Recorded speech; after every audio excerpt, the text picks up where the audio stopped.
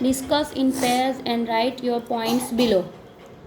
તેજસ્વીને બીજું શું દેખાયું હશે બેની જોડીમાં ચર્ચા કરો અને મુદ્દા નોંધો. અહીંયા મેં મુદ્દો નોંધ્યો છે. Tejaswini saw farms, animals, children and people who were busy in their work. એનો અર્થ થાય છે કે તેજસ્વીની એ ખેતર જોયું હશે, પ્રાણીઓ જોયા હશે, બાળકો અને લોકો કે જે પોતાના કામની અંદર વ્યસ્ત હશે. અહીંયા જોઈએ ભાગ 2, સ્માઇલ ઇન ધ મિરર, એટલે અરીસામાં જોઈને હાસ્ય કરવું. ભાગ 2, now she was over the farms and fields, green fields. She was enjoying the beautiful view and then she noticed a flock of birds on her way. She applied the brakes. The fan stopped and the bike started coming down. Tejaswini closed her eyes and held the handle tightly. But within a second, da-dam! She cried out, "Oh, Mom!" She opened her eyes. Oh my God! It was a dream. She got up, washed her face, and looked into the mirror. It was a dream this time, but it will not be a dream forever. She promised herself, I will make a bike like this and fly over my village. She smiled at herself in the mirror. હવે આપણે એને સમજીશું. Now she was over the farms and fields.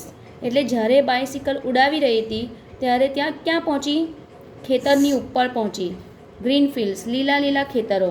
She was enjoying the beautiful view. સુંદર પ્રકૃતિનું દ્રશ્ય જોઈ એ ખૂબ જ આનંદ માણી રહી હતી. And then, અને ત્યારે she noticed, એણે ધ્યાન કર્યું, a flock of birds, પક્ષીઓનો ઝુંડ on her way, તેના રસ્તામાં આવી રહ્યું છે.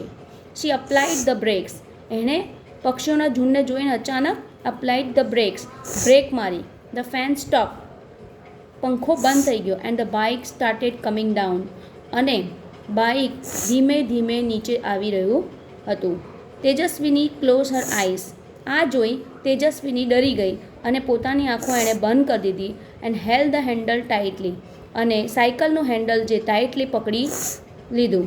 બટ વિધિન અ સેકન્ડ, પણ થોડી જ સેકન્ડોમાં ધડામ અવાજ આવ્યો. શી ક્રાઇડ આઉટ. એ રડી અને બૂમ પાડી, ઓ માં. શી ઓપન્ડ હર આઈસ. એણે પોતાની આંખો ખોલી. Oh my God! અરે ભગવાન!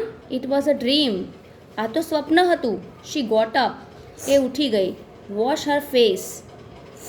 પોતાનું મોઢું ધોયું. And looked into the mirror. અને અરીસામાં જોયું. It was a dream.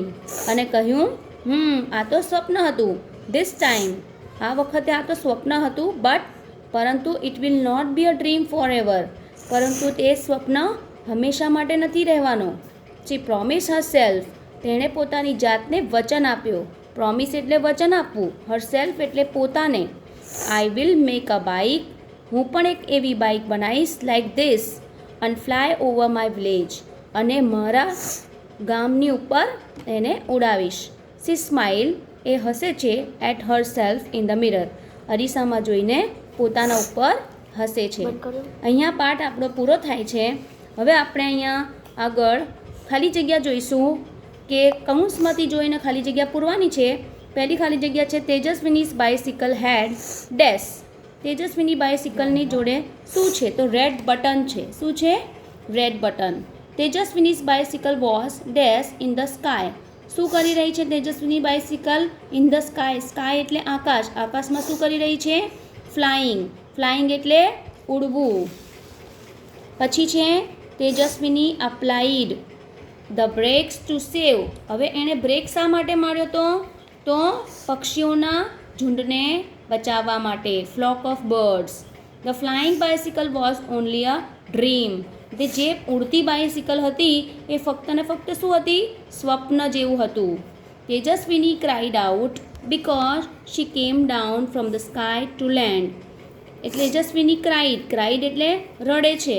કેમ રડે છે? કારણ કે શી કેમ ડાઉન, એ નીચે આવી ગઈ ફ્રોમ સ્કાય ટુ લેન્ડ. એટલે આકાશમાંથી પોતે નીચે આવી ગઈ માટે એ રડે છે. છઠ્ઠું છે તેજસ્વીની વોઝ ડેશ યર્સ ઓલ્ડ. અહીંયા ઓપ્શન આપેલા છે A11, B12, C2011, D10. તો અહીંયા આપણે લખવાનું છે 12 years old. એટલે તેજસ્વીની કેટલા વર્ષની થઈ? 12 years old. The rough path was એટલે ખરબચડો રસ્તો ક્યાં હતો? તો in the village, on the river bank, in the sky, in the river. તો આપણે શું લખવાનું છે? On the river bank. Tejaswini's dream is તેજસ્વીનું સ્વપ્ન શું હતું? તો to make magic car, to make a real flying bicycle, to make a new boat, to make a new fan. તો શું હતું એનું સ્વપ્ન? Two make a real flying bicycle. હવે આ આપણી ખાલી જગ્યા પ્રશ્નોના જવાબ પૂરા થયા. હવે અહીંયા છે પાઠના પ્રશ્નનો જવાબ. બધા ધ્યાન આપજો. પહેલો પ્રશ્ન પૂછ્યો છે who gifted a bicycle to Tejaswini. Who gifted a bicycle to Tejaswini. તેજસ્વીનીને કોણે ભેટમાં બાયસિકલ આપી? તો તેજસ્વીનીઝ ફાધર. હુની જગ્યાએ આપણે શું લખવાનું છે?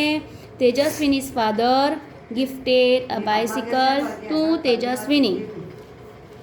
બીજો પ્રશ્ન છે what did Tejaswini see on the roof of her school. એટલે બીજો પ્રશ્ન શું કહેવા માંગે છે? વોટ ડીડ તેજસ્વીની સી એટલે જોવું, on the roof of her school. Roof એટલે છાપરું. તો તેજસ્વીનીએ પોતાના સ્કૂલના છાપરા પર શું જોયું? તેજસ્વીની સો, અહીંયા સીનું આપણે ભૂતકાળનું રૂપ સો લખવાનું છે. The leaves of trees on the roof of her school. એટલે આ જવાબ તમને અહીંયા ચોપડીમાં પણ મળી જશે કે તેજસ્વીની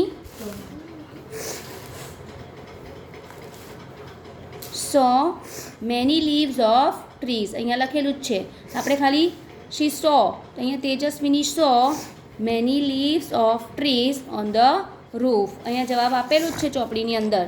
હવે ત્રીજો પ્રશ્ન છે describe Tejaswini's bicycle in 2 sentence. તેજસ્વીનીની બાયસિકલને 2 વાક્યની અંદર બતાવો. તો 2 વાક્ય આપણે કયા લખીશું? તો Tejaswini's bicycle is unique bike. શું છે? યુનિક બાઇક છે. Tejaswini's bicycle is unique bike. અને Tejaswini's bicycle's colour is blue. It has soft seat, it has little bell and rear view mirror. આમાંથી ગમે તે 2 વાક્ય તમે એમાં લખી શકો છો. હવે છે ચોથો પ્રશ્ન write 2 sentence about your dream. તમારા વિશે અહીંયા તમે પોતાની ગુજરાતી ભાષામાં પણ તમારું સ્વપ્ન લખી શકો છો. અહીંયા આપણું પાઠ પૂરું થાય છે.